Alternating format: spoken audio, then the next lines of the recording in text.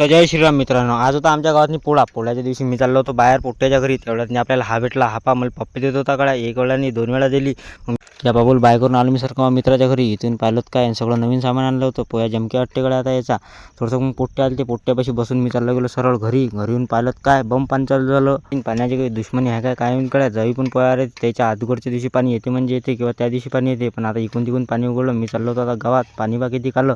चला म्हटलं पाण्यात आपली चप्पल धुवून घ्या. पण चप्पल धुतात हे चप्पल चालली होती व्हिडिओच्या भरत नाही. अर्ध्या घंट्यानं मस्त भरला पोया घ्या भरला होता. काही जोड्या आल्या होत्या, काही जोड्या याच्या होत्या, काही जोड्या यायला थोडा टाईम लागते कारण की तसा जोड्या बसत नाही ना. तर गावाला फिरून बी आणायला लागते.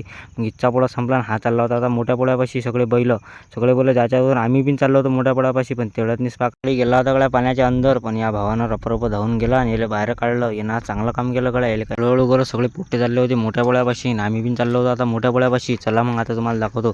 म्हटलं चला रे पोट्ट आता जाऊ म्हटलं.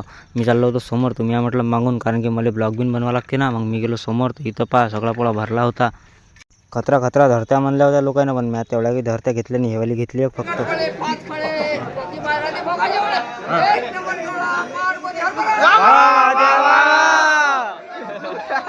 हे आखरीची धरते म्हणून आमच्या गावाचा पोळा झाला खतम. त्याला भेटू द्या नवीन ब्लॉग.